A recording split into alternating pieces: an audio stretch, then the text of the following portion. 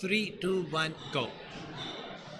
Right, hello guys. I'm Johnny Wilkinson, Fly Half, and we are at ICS SOA 2018, and we're at the end of day one at the moment, so you might hear a bit of rustling and rattling around at the mo, because we've got the GE sponsored drinks going on, so all the reprobates around there, and we're chatting with you here.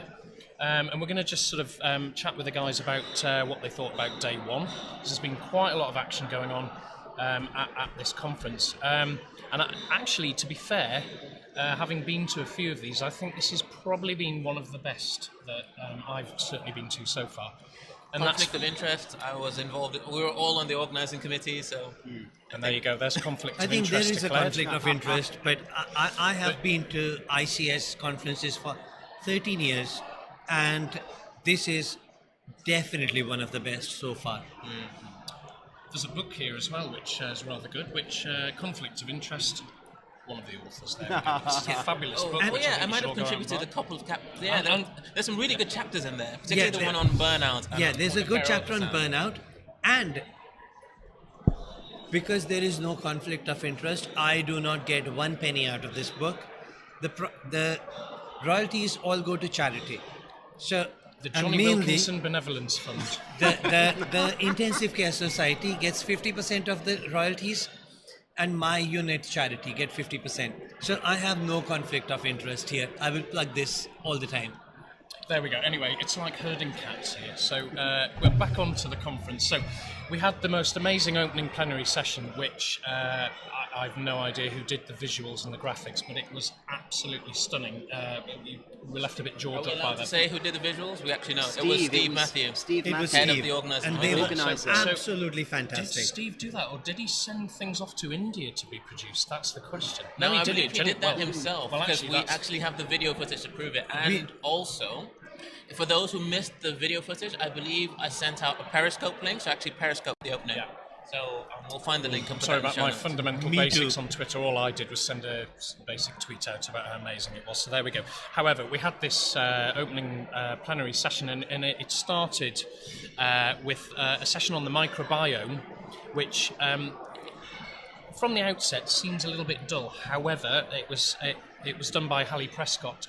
She's come all the way over from the US and clearly was losing her voice, full of cold and so forth. But it was very interesting, and what got me about the whole thing was that everyone's obsessing with Yakult and keeping the microbiome healthy and so forth. The take-home messages I got from it was that really it's only effective in 20% of people who are healthy. So are we wasting our time doing it in health? Probably, but I think in the critically ill patient there's a different story, and what you got from that. Yeah, I mean, the interesting thing that we got is that the microbiome is a bit of a chicken and egg situation. So on the one hand, when you're critically ill, your microbiome... so is it that the microbiome goes bust and then you become critically ill? Or you become critically ill and then your microbiome goes bust? There may also be a role for antibiotics. So in that you might be a little bit ill, you have some antibiotics, your microbiome goes bust, and then you become critically ill. Yeah. Or on the other hand, you could be critically ill, we give you antibiotics, you get better, and then your microbiome gets better. So it might just be an association rather than a causation thing. Well, it might, but it might also be another example of something that we realise in 10 or 20 years' time, that a key intervention that we made that we thought was the right thing to do was actually making things worse. Yeah. And it may be that we do different things in the critically unwell septic patient. Maybe in future they might say, actually, don't give antibiotics. Seems unthinkable now, but you never know. Yeah. Good points. And it's interesting that you've suddenly got evidence which points in two wildly different directions. So you've got all this evidence that we have from the past, which no one ever uses, of selective digestive decontamination. And then you have this talk about trying to preserve the microbiome. And okay, so they are diametrically opposite. You cannot have a real compromise between the two. So which one's actually true and which one's not working for us? And we know that yes, antimicrobials have caused things like C. diff diarrheas, and the treatment is the ultimate probiotic. So do fecal transplants have a use? And that was the interesting point as well that Hallie made. You cannot have C. diff diarrhea if you've got an intact microbiome. Full stop, she was saying. It's quite a bold statement, but I think, So do we actually freeze our enteral microbiome and have it freeze dried in capsules. Yeah. Or- and then or- auto transfuse or- back to yourself. Actually, if you're going to do that, what should we call them? Is anyone capsules? Is that where we're going? I think we've gone there. Anyway, we've gone there. So, anyway, there we go. That was Hallie Prescott's microbiome talk.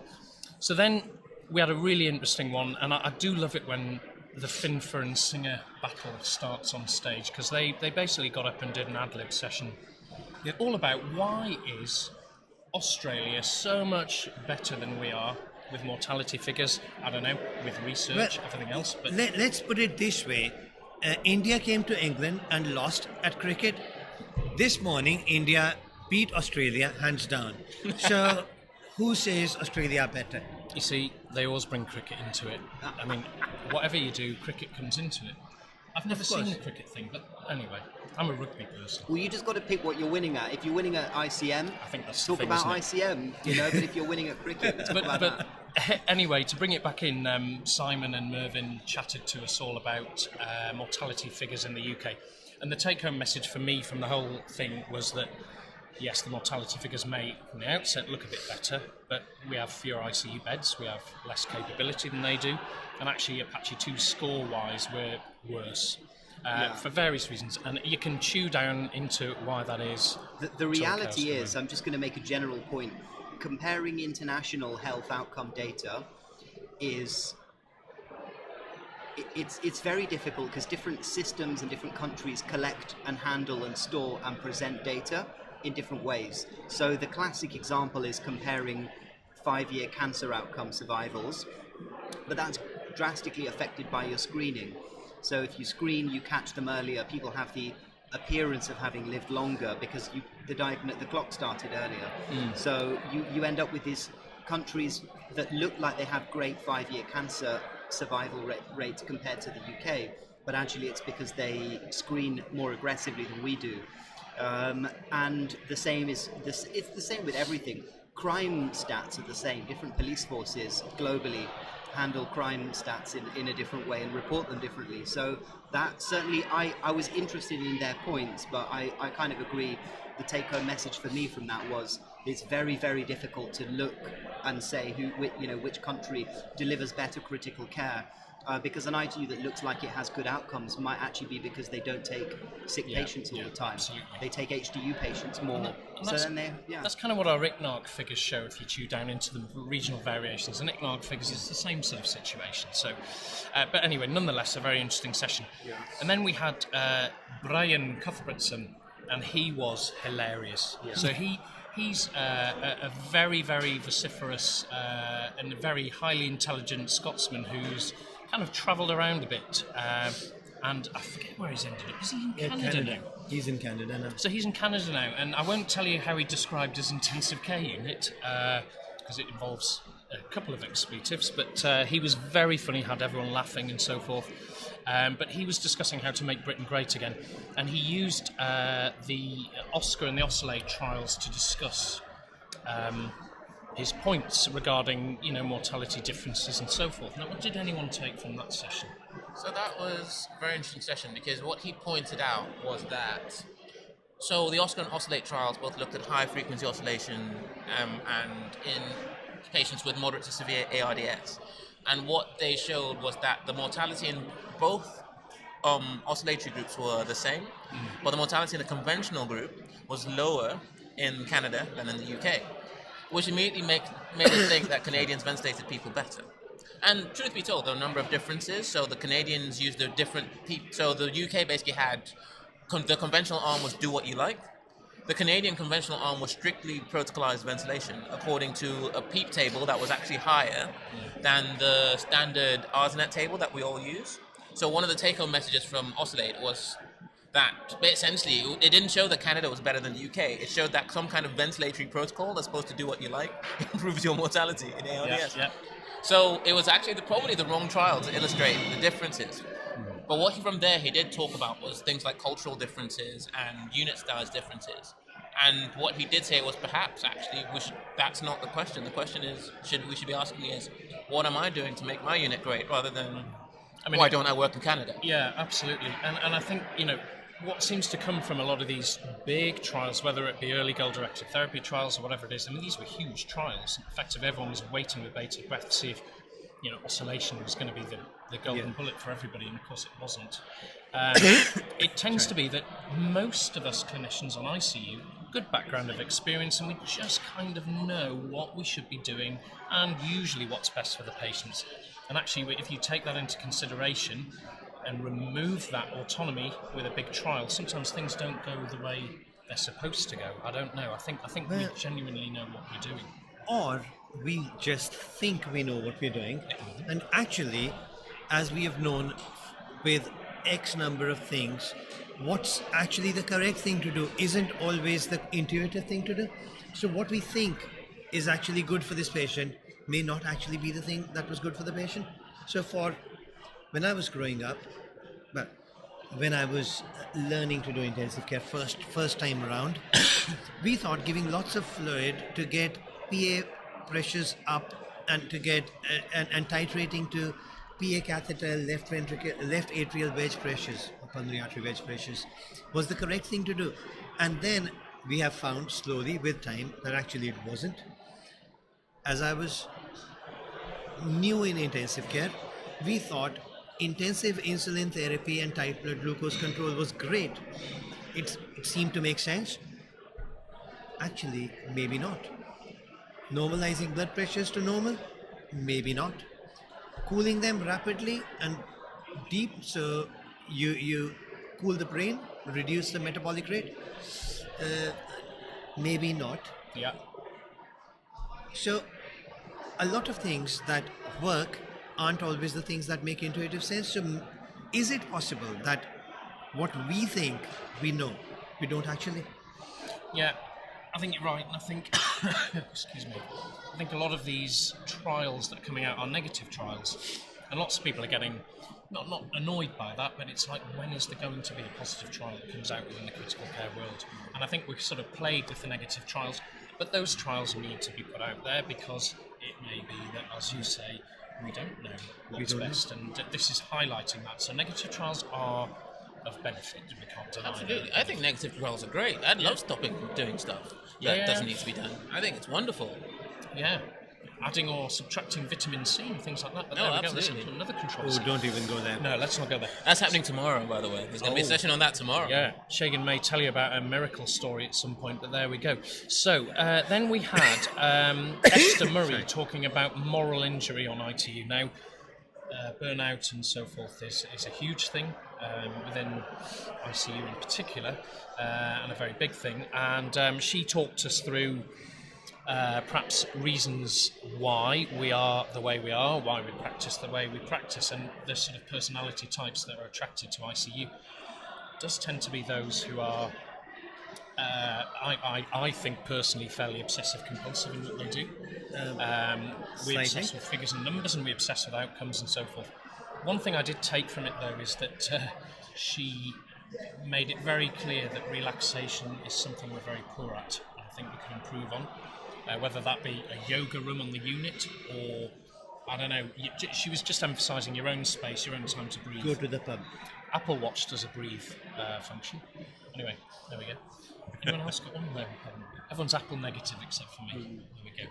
So that was her session. Then, now for me, the tearjerker then came as the final session. And so James Haslam, who has been an ICU consultant for 3 years now, so fairly new. Bless him, gets onto the unit having not been there for very long. Of course, works at Salisbury, and we all know what happened there, and it's been in the press. And James had to deal with it as the primary intensive care consultant. And this is the Novichok poisoning that happened, and he got up on stage, and it was clearly obvious that he was extremely emotional about what happened. Things that we'd never know about, and I'm sure he didn't discuss with us. And to be quite honest, it had me welling up at stages. It was very hard for him, but he talked us through organophosphate poisoning, about what happened, how they dealt with it, and it was extremely interesting. I am still sure there are things that he didn't tell us, which I'd love to know about. I mean, I met him for coffee afterwards and had a good chat with him. And I think one very big point that he was making throughout this whole thing was how petrified he was for himself and his family, because this stuff is lethal. Yeah. You know, one tiny grain of sand worth will kill you. Touch a doorknob with it on, or wherever it's come from. So, of course, everybody was petrified about going home to the wife and kids. And that's something we don't have to think about very often, because usually we don't take our work home, but he literally almost was, and it was very scary. I don't know what you thought about it. So there are a number of parallels to that kind of story. So if you read, so things like when, when SARS was first came out, and the things that the original intensivists did. So essentially they quarantined themselves, and they pretty much, it was very much kind of like 300. You know, they kind of decided, right, who are the people who are going to volunteer to die to look after these people? And they kind of did that, and people kind of said goodbye to their families and went to work and didn't come back. There was a story that, so I come from Nigeria, and very famously there was actually potentially an Ebola outbreak in Nigeria, and one of the treating clinicians, so it didn't happen because one of the clinicians who identified that she'd been contaminated essentially locked her door in her house and told her family to leave. And by doing so, she saved pretty much the entire country. And she died, and she's essentially an international hero by doing that. And it's incredible. It's an incredible thing that we do, and to think that when faced with a decision like that, people, for the most part, will actually make a really powerful decision to sacrifice themselves for the good of everyone else. It was just so emotive, and I've never at an ICS meeting seen a standing ovation like he got. It was unbelievable. Deserved, and I think, as well. Absolutely. And bless him, you know, he was welling up most of the way through. He had to stop and compose himself a few times, and he did so really well. And then we had Steve Emmett come up, who is a sort of effectively a world expert on phosphates, and he talked us through the history behind it all. And it was just a fabulous session. And I think sessions like that, at conferences like this, really stop the wheels for a bit and make you just take a breath and think about stuff. And it's not all about sepsis, it's not all about the latest crapsules or whatever it is. So I thought that was absolutely fabulous. We did have a chat with him, and he's not on Twitter, which, you know, for him it's probably a good thing right now, because he'd be bombarded with stuff. And he also said that he was petrified about doing the wrong thing for the patient, because you know fine well it will be an investigation, it'll be all over the place. So what a load of pressure, but what I mean, and one of the moments I think that went around Twitter was the fact that he found out the diagnosis after, basically because the agent was announced on the news by the Prime Minister. That's one. So as somebody said, that's one way to get your blood results. Absolutely, the Prime Minister rings up personally, or in fact broadcasts it to the nation. There we go. They know before you. On live television. So then we wandered off and had lunch. Of course, all of this was going on in the Methodist Central Hall, which was fabulous, and then we're now back in the main building. And there was some essentially 4 break-off sessions in the afternoon. Now, I went to one stream of this, then got involved in all the ultrasound stuff later on, which we'll talk about in a second. So I went to the quickfire updates. Sorry, no, I didn't. I went to Are We Failing the Failing Heart session. Obviously, being POCUS obsessed, I thought this would be a good thing to go to, and it was fantastic. We had Susanna Price talking, and I hadn't actually realised it, even though I'd talked to Susanna on Twitter. I didn't realise she's a cardiologist by trade and an intensivist as well. She put her angle on heart failure and how under-resourced we are to deal with it in this country, and from a particular angle of research. So she bundled all the research together. Look at everything that's been done in cardiology over the last 20 years. It all involves early PCI, multi-vessel PCI, so we're talking about, you know, the shock trials and everything else. And she said there's very little about heart failure itself, and of course then the sexy devices come in, you know, the impeller devices and LVADs and all the rest of these very funky things we do. And of course it's the thing to talk about. But heart failure is still so low on the list, yet the mortality figures are greater than those of sepsis in the UK. So that was a bit of an eye-opener, actually. And then we had yours and my favourite man, Marcus Peck. I mean, I love that guy. He's a very good friend and lovely. He got up and did echo on the ICU, which in 10 minutes is no mean feat. And let me just say that Shagan organised and put together this session and chose these speakers, and you did a really good job there, because I've got to say I was stuck to the seat aside from coughing repeatedly. Stuck to the seat, just it was amazed. all Alistair Proudfoot, who I was working for at the time, came up with an idea, and he said, okay, who should we have? And we just talked about it, and Alistair just called all these people that he knew, and I mean, it was a fabulous session, and then there was a kind of open debate regarding, VA, VV ECMO, early ECMO referral, who's suitable, who isn't, and so forth. And a chap from Belfast, and I forget his name, I apologise for that. He stood up and basically floored all the speakers with one question, which was, how do we deal with receptive cardiomyopathy that just isn't responding? And there was kind of tumbleweed. And then one by one, everybody put their oar in, but essentially a lot of chat was going on about are cardiologists best placed to deal with these people, or actually are intensivists best placed to deal with these people?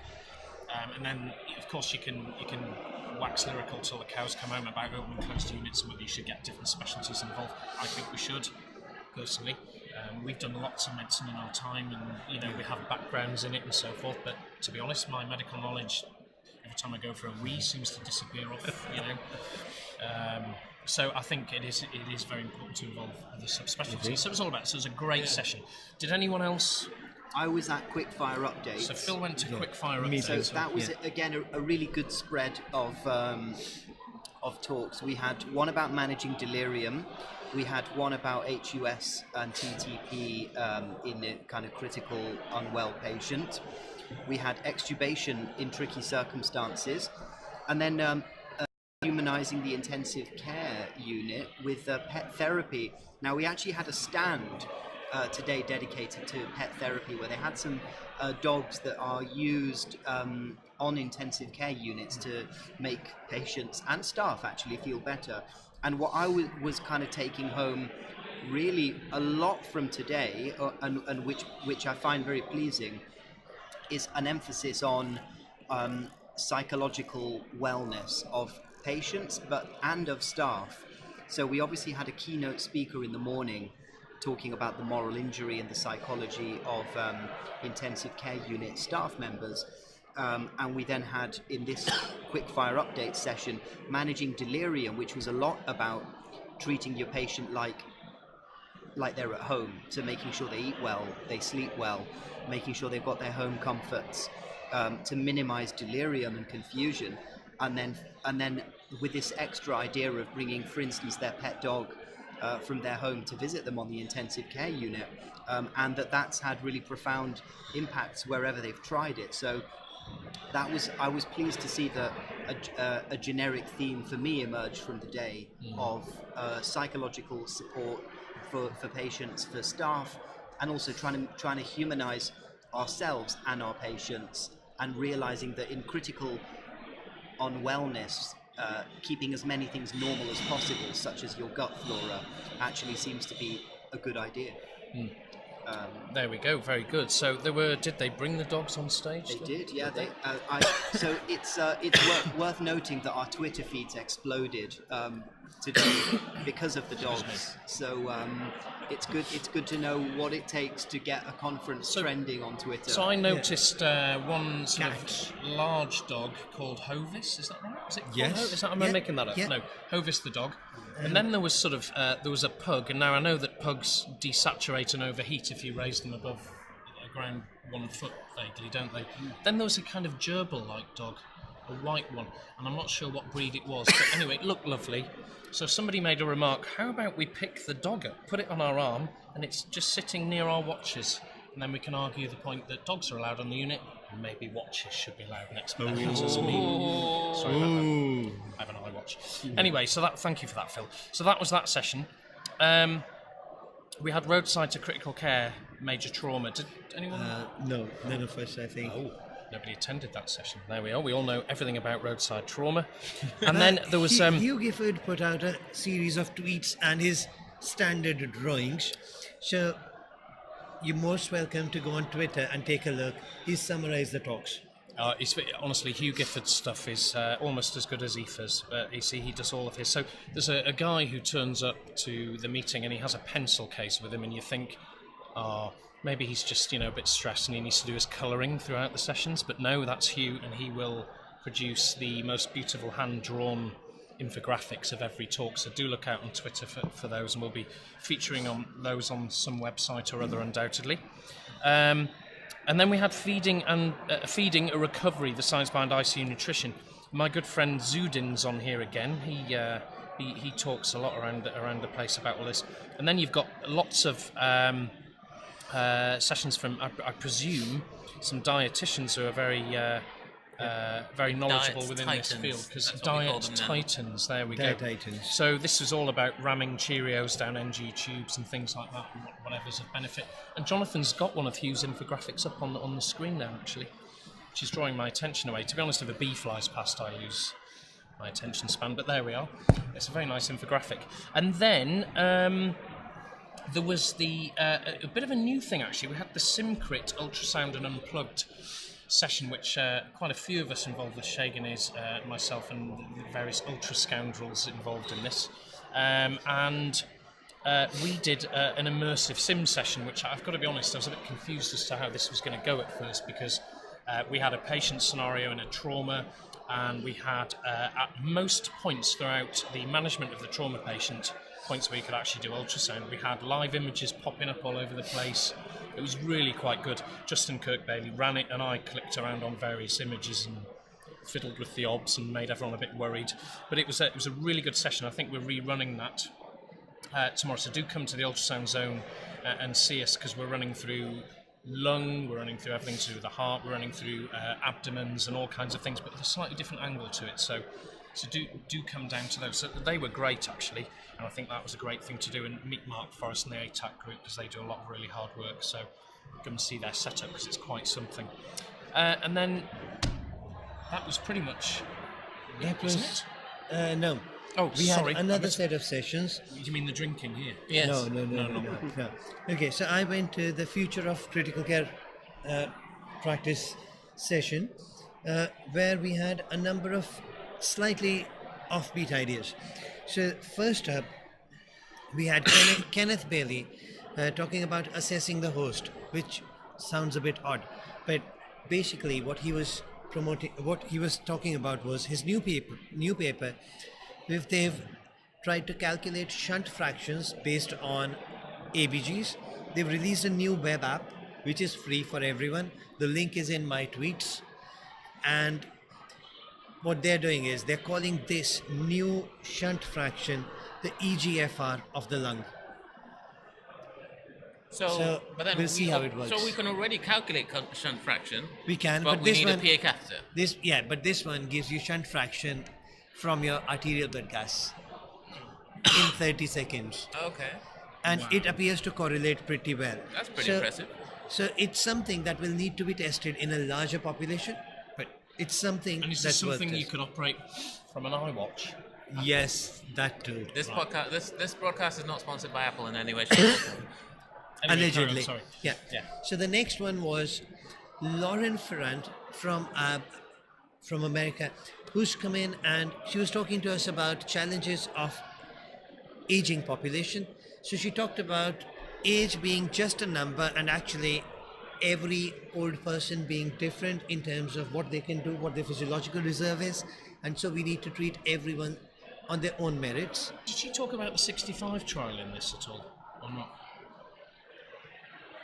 Now she talked about a lot of trials, but I don't remember the 65 trial. Okay. But she did talk about how we have to get a good history, get a good baseline, be realistic, assess each patient on their merits, try and active rehab, and try and be realistic, because no one comes out of ICU stronger than when they came in. That's very true. So you have to assess the baseline. Then we got a talk from Andy Conway-Morris, who talked about molecular diagnostics, and he talked about new lab-based techniques that are going to basically multiplex PCR. That will give us answers on infections in a few hours rather than days.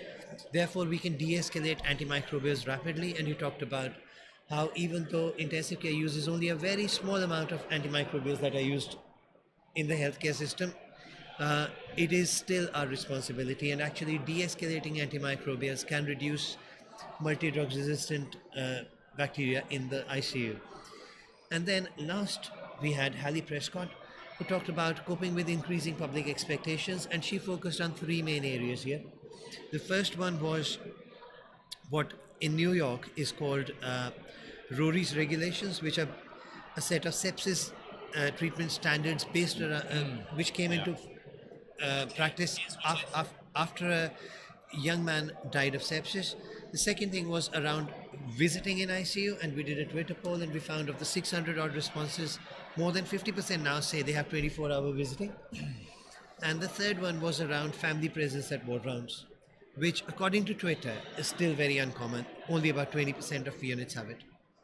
Yeah, that's a really interesting one, because within our intensive care group at Northampton today, we've been chatting about family presence around open bed spaces, because Yeah, that's a problem. we do harp on a lot in our jobs, as we have to, about confidentiality and so forth and so on, data protection and everything. Yet we can run a ward round with families present on either side of the point you're running a ward round. So they can hear everything, and actually, to a degree, relatives can see the very large charts we have at the end of the beds. So, you know, sometimes I feel we can be a bit hypocritical in what we're doing, and we have to be very, very careful. And I think that was an eye-opener for me. Funnily enough, that you talk about that, and our group have been messaging today about it. But, Yes. But there we go. And Go on, Niti. on the same topic, we have two intensive cares. One has single rooms, the other is an open ward. Yeah, same with And us. I know where I would prefer to have relatives. Single rooms, there's no problems with confidentiality. Yeah. And it is so much easier to have relatives over there. Well, I mean, I'm not sure within the new GPICS document whether this has actually been discussed. It's certainly been discussed about bed spaces and size, and you know, interestingly, as far as I'm aware, that's not discussed. I don't think they went No. into it. I don't It think was they've too, gone because there. there's too It's much a little bit too controversial, to be variety honest. in, you know, some units are in buildings which are, you know, 40 years old, and Yeah, there's no mine is. foreseeable difference that they can, there's nothing they can do to change that in the foreseeable future. And putting those sorts of restrictions, like every patient needs to be in a side room, you're basically telling that intensive care unit they need to build a new extension onto the hospital. Absolutely. Yeah, that's I mean, not gonna happen. I'm sure a lot of units are quaking somewhat with the new GPIC stuff, because it is, you know, if you're, what do you do? Like you say, you can't just knock the unit down and build a new one. It's not that simple, is it? But lots of our places don't meet the standards anyway. So, what I hadn't realised, guys, is there were so many other sessions going on, because on the app, I think you're not as aware of what's happening. You need the booklet. Is one thing. I think the app's great. Don't get me wrong. And you also get notifications on the Apple Watch about. He's not sponsored by Apple, Anyway, allegedly. did anyone go to any of these other fabulous yeah. sessions? So I was in the global health session, and global health is, well, for multiple reasons, not least because I was born in a low middle income country, and lots of my family still live in a low middle income country, and I still consider myself primarily Nigerian, even though I'm a dual citizen. It's a topic that's really close to my heart. I thought you were a Geordie, actually. I know. Oh, there you go. Yeah, who'd have thought? Yeah, with an accent like this. Lots of people think I'm an American. But yeah, so Maybe you are. Yeah, maybe I am. So it was a great session, and it's interesting. There were three different talks, and they all tied in together really well. So first up was Zan Van Tulleken. He's a wildlife kind of international doc, and he also does lots of TV stuff with his brother, who's his brother Chris. Chris is a microbiology and ID doc in UCL, and he's done an incredible amount of kind of work with refugees and refugee camps, and he talked a bit about that and the experiences, and it was incredible. It was eye-opening. I think what we see on the news only captures a real fragment of what it's like in a refugee camp. And what he basically described was, have any of you guys seen the movie District 9? Yeah. So I thought District 9 was a caricature. What he described was exactly what you saw in District 9. Being in a refugee camp is basically a system of control. People aren't saved by being there. They are dehumanized, stripped of a huge amount of their sense of self, their personality, the food they're provided. They may give them food, but their food is completely different to what they normally have. They're not allowed to cook because of various things, fire hazards, etc., etc., etc. And they're put to work, but the work is they're often used as slave labor. So it's actually a remarkably, and the news doesn't really report that aspect of it. All they report is, oh my God, too many immigrants, or this refugee camp is causing blight, exactly like the movie. And it was terrifying. And one of the things that he spoke about, one of the most moving moments he showed a picture of a clown in a refugee camp, and he said that guy was probably doing the most good out of everybody there because he was making people laugh. He was giving people's lives a sense of meaning. So he did about 5 shows a day, and every one of his shows was packed with just people laughing and cheering. So that was, for me, that was really, really eye-opening and really touching. A bit harrowing for most people, because most of us probably haven't got a clue what goes on, have we? And then next up, Chris Van Tollecken, Zan's identical twin brother, funny enough. Oh, I know who you're talking about. Yeah, absolutely. The TV, the TV twins who've done all absolutely. sorts of dietary things and whatever. Yeah, okay. And they my session, you need to talk about your session. And they spoke with a couple of guys who had just done this amazing thing in Pakistan, where they basically, from scratch, built an ICNARC. So they built an audit registry for critical care. Hello there. And they did it all on their own. Substitution. Welcome, Tanj. Hello, everyone. Tanj. Good to meet you. I don't think we met. I know. Here he is. Hello, everyone. Here I am. So we've Disappointed. just swapped so that Tanj can talk about his session, the one he attended. Well, 2 sessions, actually. Oh. Have you guys talked about maternal medicine yet? No, that's up to you. So, really fascinating. So, I mean, first of all, I should put my cards on the table. I have a love-hate relationship with maternal medicine. I think lots of Did us you have mean a obstetric love-hate. anesthesia? or Obstetric anesthesia. I think lots of us have a love-hate relationship with maternal medicine for multiple reasons. The thing is, I am petrified of it. Well, we all are, but then you go in and go, well, it's the same thing. It's like cardiac. Well, surely. Just The do the thing same about anaesthetic obstetrics for that we all everybody. forget is literally the only specialty that you can do that has 200% mortality. Yeah. Very good. Yeah, good point. Yeah. But one thing that I learned was that I'm actually having done anesthetics, apparently I'm in a privileged cohort of people who might be satisfied with the training program. So it turns out that if you're the non-anesthetic intensive care trainees have a huge amount of dissatisfaction with their maternal critical care training. Because they're not exposed to it. Because they're not exposed to it. In fact, speaking to some of the trainees here, they've told me that beyond textbooks, beyond the exam, beyond formal teaching, they get no practical exposure to maternal critical care whatsoever. The only ways you'd see it would be to be a GP, be an obstetrician, or be an anaesthetist. Yeah. Or do neonates, actually. But then neonates is its own weird spaceship country. Yeah, that's quite a good point, actually, because it is one area that you either dread or you love. To me, I mean, my colleagues who are obstetric anaesthetists by trade, I look at them and think, wow, it's a niche area. But, I mean, this is just my opinion, because I ended up doing a 1.5-year fellowship in obstetrics along with thoracics by accident.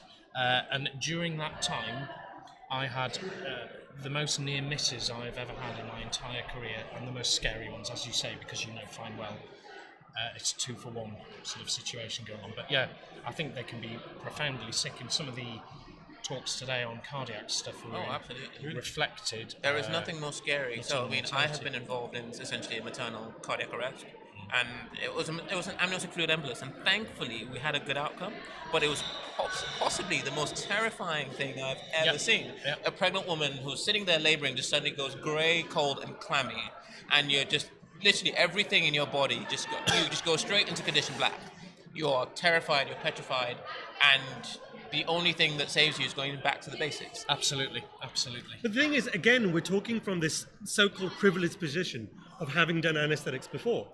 What about ED physicians who go in intensive care? How do you increase their exposure to maternal care? I think it's very difficult, isn't it? Because reflecting on, I don't know, the last 8 years, 9 years even at our place in Northampton, I could on one hand count the number of maternal admissions we've had in that time. I'm sure we've had more than that, but each one that has come up has been a severe level 3 need across the board, and it is very interesting because when it goes wrong, it goes so wrong.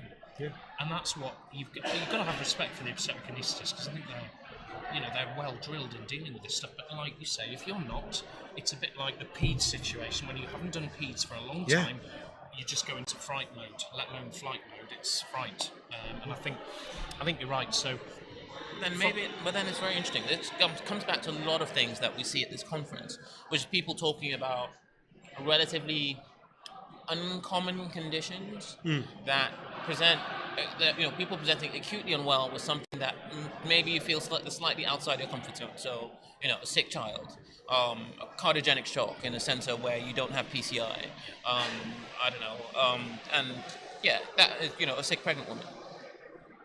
Some of this boils down to training. Are we training enough? Are we doing things like simulation? Are we sharing our practice enough? So, when you have that horrible peripartum cardiomyopathy, are you teaching your trainees? Are you talking to your other colleagues so that people become less afraid because they know what to do? Or is this purely an exposure issue? As in, do we have to make sure we get exposure as undergraduates? So something that I found really interesting was that during the talk, I obviously, like we do, we put out Twitter requests for questions, and someone made a really interesting comment, and that was that as an ITU trainee in the, and forgive me if I get the direction wrong, Northwest, I believe, on her unit, she would get obstetricians who would come onto the unit for a short period of time, only 2 months, but experience life on an intensive care unit. Should we be doing the opposite? So this is actually obstetricians. Obstetricians. We have midwives come up regularly Do to you? ICU. Yeah, and I mean this sounds a bit strange, but at first I sort of thought, why do they need to come up here? But actually, when you do a ward round and you see them, and their faces are as white as sheets, you think, well, actually, this is going to do you a lot of good. Yeah. You're going to pick up stuff that can actually go wrong at the other end. So actually, maybe you would prefer, I don't know, maybe you'd prefer a midwife who's got some critical care background to someone who perhaps hasn't. I don't know, I don't want to bias things. No, it's interesting because it's worth remembering that what for us is a regular event for somebody who's acutely unwell, for a midwife, it's a black swan. Most midwives will see one, most midwives will maybe see 1 or 2 crash sections they'll see 1 crash section a year. If you think about your average midwife, so the vast majority, 99% of their deliveries are perfectly fit, normal women who have normal You deliveries. assume they've seen loads, though, don't you? You assume, yeah, you do. So that's why whenever you tell them, oh my god, this patient's really sick, they need to have a GA section, they go, what is a sheet? Because this is to them a black swan. Whereas for us, that's kind of an RSI. Well, that's why we're there. Yeah. Yeah. So that is true, yeah, absolutely. So anything else from that, James? What else from that session? Was that the main take-home points? The main take-home for me, certainly, was a dire need for training. And I guess this is also a bit of a plug for the Obstetric Anaesthetists Association. Yes. And you can understand, actually, why that association is so strong and the whole point of going. Because I used to think to myself, I mean, what else can you do in an obstetric anaesthetics meeting? Actually, they've probably got some of the most frightening cases of everybody front of neck access, all kinds of things like that which go wrong. So there we go. So that's an interesting one. The other session I went to was the quickfire updates, which I'll be honest was completely occupied by dogs. Yeah. No, We Phil, tied it in with the other ones about the pet therapy, and I was in the same one. So. And apparently, the intensive care community is a dog community, because cats cause MRSA. Yeah. You can have a horse, Do you know can why have that a is? cow, and you can have dogs, but not a cat. That's because cats scan. Because cats scan. But then we all need an Oscar the cat, though. Do we? Remember Oscar the cat? I don't remember Oscar So the cat. Oscar the cat was written about in a Jigsaw article, and Oscar the cat was a resident in a nursing home, and Oscar could basically predict mortality. What? And basically, if Oscar went up and snuggled next to a resident, they had about 2 weeks left. So literally, if Oscar curled up to a resident, you called the family. My theory That's on called a pet scan. That's a pet scan. This is so bad. So my theory on this is that if you're in a room, so if there's 5 of us, let's say we're all together, we're having a few beers together, or wine, whatever, sitting in there, and there's a cat that presents itself at 12 o'clock in the room, right? Which person does that cat go to? Tange. Why? Why me? No. That cat will go to the person who is not making eye contact and who doesn't like cats, and that's because they feel less threatened. So the person who is not knocking on heaven's door, see the reference there to me, Apple Music, is just less threatening. So therefore, that's what it is. Because gerbils apparently can smell adrenaline, which is why they have them in customs. Do you know that? Really? We're being told to wrap up now because we've kind of freestyling a bit. We've got off topic. But Sorry. it's been funny though. In fairness, it's like the two Johnnies all over again. Soon to come to a podcast near you. Anyway, so has anyone else got anything else to say about day one? I mean, it's fairly jam-packed. Yeah. I think it was a very, very good opening day for a conference, particularly the keynote sort of speakers in the morning. I think good variety and set the tone. And like I said, there've been some recurring themes that strike a chord with me about, making sure we're all psychologically well, and us and our patients. It's good for everyone. I think I put a tweet out summarising the morning, and I forget what I said, but anyway, you can read it. But the biggest one for me was the Novichok thing. I think that was phenomenal. Anyway, that's it. We've talked for I don't know how long now, and that was day one at ICS SOA 2018. Thank you, everyone. Thank you.